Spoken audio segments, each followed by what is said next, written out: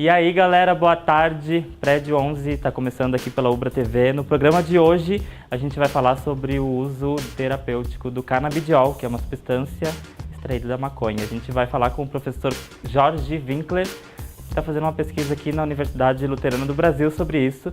Então não sai daí que o Prédio 11 de hoje está só começando. Então a gente recebe agora aqui no estúdio o pesquisador Jorge Winkler. Ele é professor aqui no Campus Canoas da Ubra do curso de Medicina e também médico neurologista. Ele que é o responsável por essa pesquisa do canabidiol aqui na Ubra. Boa tarde, professor, seja bem-vindo. Eu quero começar te perguntando, né, professor, quais são essas doenças que podem ser tratadas a partir dessa substância que é o canabidiol, né? Certo. O canabidiol é uma substância ativa da maconha, né? Que tem várias outras substâncias na composição da maconha, e o canabidiol é uma delas, né? O canabidiol ele pode ser usado para tratamento de epilepsias, né? Que já está bem aprovado isso aí, né? Epilepsias refratárias. Claro que não é aquela epilepsia simples que você vai tratar com canabidiol, mas as epilepsias refratárias que não respondem adequadamente aos medicamentos habituais, tratado com canabidiol tem uma resposta muito boa, né?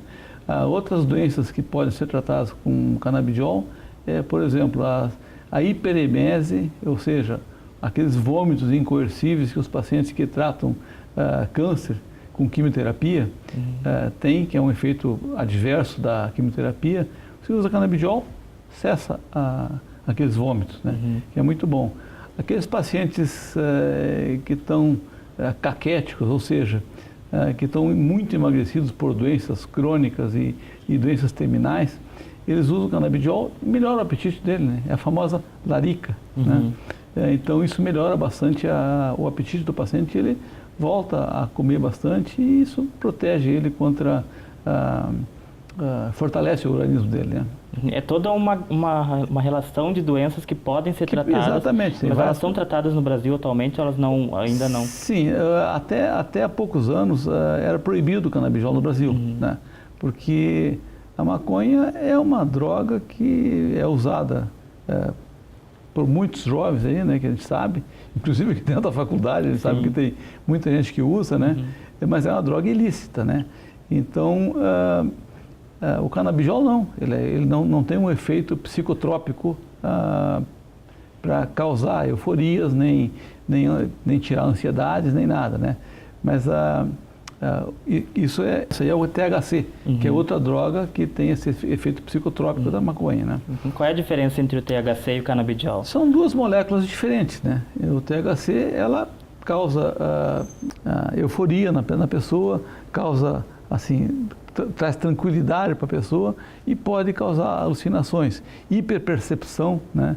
Que você está vendo uma situação qualquer e fica hiperatento para aquelas coisas quando você usa o canabidiol. E traz tranquilidade também para a pessoa que usa. O cara fica, como vocês dizem, ajojado, né? E o canabidiol não, ele não tem efeito nenhum, né, nesse aspecto, né? Nem dependência? Nem causa dependência, nem nada. O canabidiol pode causar dependência, aliás, o THC. E o THC em pessoas jovens, que são os maiores consumidores de maconha, ele pode ser deletério, e bastante deletério. Por exemplo, você fuma um cigarro de maconha, né? E se você tem lá um quadro emocional meio borderline para esquizofrenia, você pode virar esquizofrênico e não voltar mais. Tá? Então, eu sou contra o uso recreativo da maconha, né? Sou absolutamente contra, porque a gente tem vários estudos que fumar cigarro de maconha pode trazer problemas irreversíveis, tipo esquizofrenia. O THC não tem nada a ver com essa história, né? O THC é um remédio extraído da maconha e que ele é benéfico para várias patologias médicas, né? E como vários medicamentos que existem no Brasil não são curativos para doenças, por exemplo, você tem alguém diabético na família? Tem. A pessoa toma remédio a vida inteira e não cura diabetes nunca, porque os remédios, eles baixam a glicose, mas não curam a doença, né? Então, o canabidiol é mais uma arma que você vai ter para tratar algumas doenças que são sensíveis à medicação, né? Não é curativo para nada, né? Mas ele pode melhorar a qualidade de vida de pacientes que não respondem bem aos remédios habituais. Quer dizer, não é uma cura, né? Não é cura. Não existe até agora também uma cura, a maconha, o canabidiol ou qualquer outra Sim, ele não é curativo, né? Por exemplo, os pacientes que têm epilepsia refratária, tipo síndrome de West ou doença de Dravet, que é uma epilepsia bem grave de tratar, ou aquela outra síndrome epilética, outras síndromes epiléticas que são de difícil controle, o canabidiol ajuda a limpar essas crises convulsivas e o paciente tem uma sociabilidade melhor, consegue aprender coisas na escola. Aqui em Canoas a gente tem uma paciente que até foi apresentada numa entrevista anterior, filha de um canoense que tinha mais de 60 crises por dia de convulsão. Tá? Começou a tomar o canabidiol, hoje ela está na escola, está alfabetizada e tem eventualmente uma crise ou duas a cada 15, 20 dias. Né? Então, quer dizer, é um benefício evidente. Né? Ela não escrevia, não se comunicava direito, hoje ela conversa, brinca normal e está na escola aprendendo. Então, esse realmente é um benefício que bem evidente. Né? Então, professora, eu vou te interromper e a gente já volta com o nosso bate-papo aqui. Agora a gente vai curtir a matéria feita pelos alunos de comunicação social aqui da UBRA. Então, curte aí com a gente.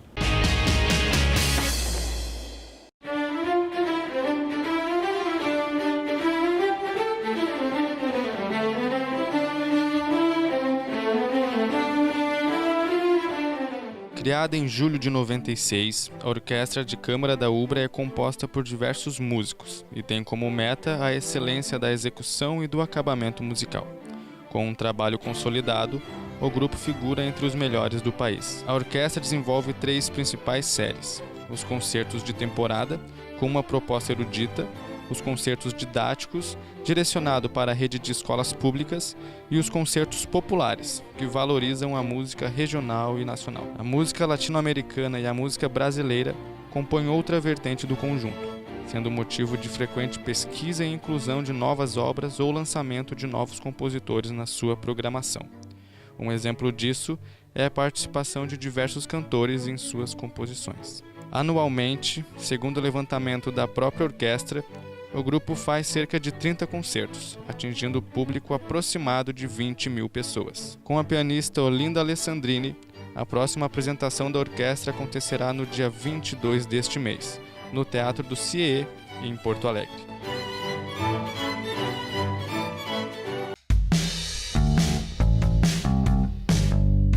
Eu não fui embora porque eu deixei de te amar. Eu fui embora porque quanto mais eu ficava, menos eu me amava.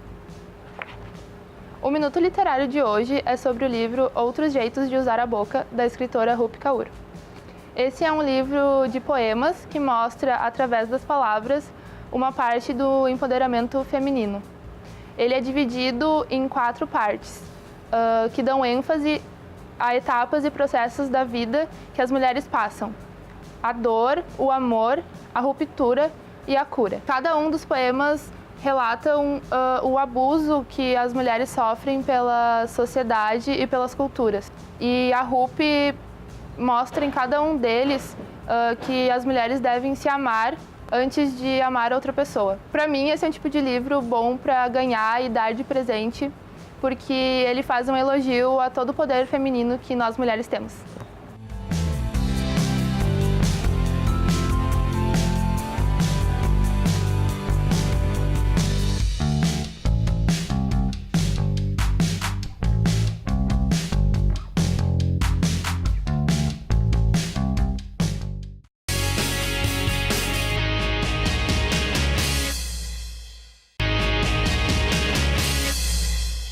Então, ainda sobre o assunto do canabidiol, quero perguntar para você, tu sabe a diferença entre a dependência física e psicológica? Bom, se tu não sabe, então esse é o tema do nosso quadro Será que você sabe dessa semana? Curte aí com a gente.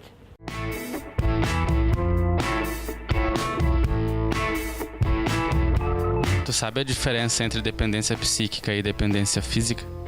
Não sei. Bom, eu acho, pela minha percepção, que dependência física seja alguma coisa relacionada à dependência química, tipo questão de drogas, medicamentos, alguém que tenha alguma coisa tipo depressão, que faça uso de medicamentos. A dependência psíquica eu realmente nunca pensei a respeito e eu não sei o que seria. Quase acertou. A dependência psíquica se consolida quando a pessoa é dominada por um impulso forte. Um impulso muito forte, quase que incontrolável de se administrar a droga na qual se habituou. Isso acontece porque o vício produzido pela droga traz uma sensação de bem-estar. Já por outro lado, quando a manutenção do vício não acontece, o desconforto é grande. Mas tão grande ao ponto de a pessoa afetada ter sua noção de como viver em sociedade comprometida.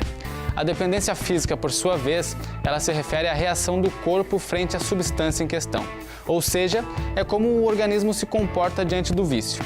O ápice da dependência física acontece quando o dependente entra em estado de abstinência, que é o período em que a pessoa fica sem usar a droga. E nisso, transformações no corpo começam a aparecer, até o organismo voltar ao seu normal. Enfim, ambas dependem... Te ligou nesse dependência aí? Acho melhor eu mudar, né? Mudando de termo, então, ambas estão relacionadas. Porém, devemos ter em mente que a vontade de usar a droga é psíquica e o resultado disso no corpo é a dependência física. Recapitulando, então, a dependência psíquica está relacionada ao querer, enquanto a física faz referência à adaptação do organismo independente da vontade do indivíduo. Um impulso quase... Tá. Quase acertou. A dependência psíquica se consolida quando a pessoa é dominada por um impulso forte. Um impulso muito forte, quase que incontrolável de se administrar a droga na qual se habituou. Isso acontece porque o vício produzido pela droga traz uma sensação de bem-estar. Já por outro lado, quando a manutenção do vício não acontece, o desconforto é grande. Mas tão grande ao ponto de a pessoa afetada ter sua noção de como viver em sociedade comprometida. A dependência física, por sua vez, ela se refere à reação do... Ou seja, é como o organismo se comporta diante do vício. O ápice da dependência física acontece quando o dependente entra em estado de abstinência, que é o período em que a pessoa fica sem usar a droga. E nisso, transformações no corpo começam a aparecer, até o organismo voltar ao seu normal. Enfim, ambas dependem... Te ligou nesse dependência aí? Acho melhor eu mudar, né? Mudando de termo, então, ambas estão relacionadas. Porém, devemos ter em mente que a vontade de usar a droga é psíquica e o resultado disso no corpo é a dependência física. Recapitulando, então, a dependência psíquica está relacionada ao querer, enquanto a física faz referência à adaptação do organismo independente da vontade do indivíduo. Muito bem. Muito bem. Eu tenho só um... Porque... para você usar uma droga desse tipo de forma recreativa, sou contra. Tá? Você usar a droga, um princípio ativo que tem na planta da maconha, que é o cannabis, né? Tudo bem, tá? Porque ela não tem ação, psicotrópica no cérebro. Uhum. Ela vai agir em algumas doenças. Existe no cérebro da gente um sistema endocannabinoide, endocannabinoide, que a gente chama, né? Que é o local onde o canabidiol age, né? Já está bem estudado, né? Então ele altera as transmissões entre um neurônio e outro, que é o sistema endocannabinoide, né? E dessa forma a gente consegue fazer com que o canabidiol seja terapêutico, né? E, claro, o canabidiol puro, que não tenha THC. O THC que é o deletério da maconha, né? E o canabidiol pode ser terapêutico. Por exemplo, antigamente, antes do advento das fábricas de remédio, né, a humanidade se tratava com o quê? Com plantas que tinham princípios ativos, né? E aí, bom, cabia aos conhecedores, ao pessoal que trabalhava com saúde, saber exatamente qual era a planta que poderia tratar hipertensão, né? Planta que poderia tratar diabetes, né? Planta que poderia tratar outras coisas, né? E se sabia que ali dentro tinha alguma coisa nessa planta que tratava determinadas doenças, mas não sabia o que. Então, com o advento das pesquisas, se separou o princípio ativo. Por exemplo, na Alemanha, o pessoal fazia chá de sabugueiro, que é o salso-churão, que para tratar febre, né? E aí o laboratório Bayer foi lá e isolou a aspirina, né, do salso-churão, né? Que aí a aspirina hoje é usada mundialmente para várias coisas, né? Para febre, para dor, como anti-inflamatório e como antiagregante plaquetário para melhorar a circulação cerebral. Então, é uma droga vinda de planta. Tá? Hoje em dia não se usa mais essa droga vinda da planta. Você tem fábricas que sintetizam ela de um modo sintético e não natural. No Brasil a gente não produz, né, esse remédio à base de canabidiol, né? Não, no Brasil não se produz canabidiol. Tem alguns países que produzem. Os Estados Unidos produz, o Canadá produz, a França produz, a Alemanha produz. E não sei se tem mais algum outro país que produz. Eu sei que esses 4 produzem. O senhor não acha que a legalização da maconha aqui no Brasil seria uma boa forma de...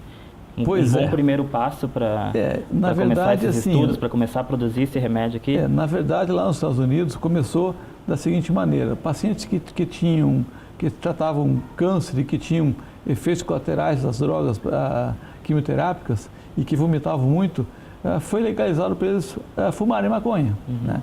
E com isso melhorava os vômitos deles, né? Pacientes que tinham esclerose múltipla fumavam maconha e melhoravam aquela dificuldade para caminhar. Pacientes que tinham dores crônicas, tipo fibromialgia, né? Fumavam maconha e davam uma melhorada no nível de dor, né? Então, com isso, eles legalizaram em alguns estados nos Estados Unidos, né?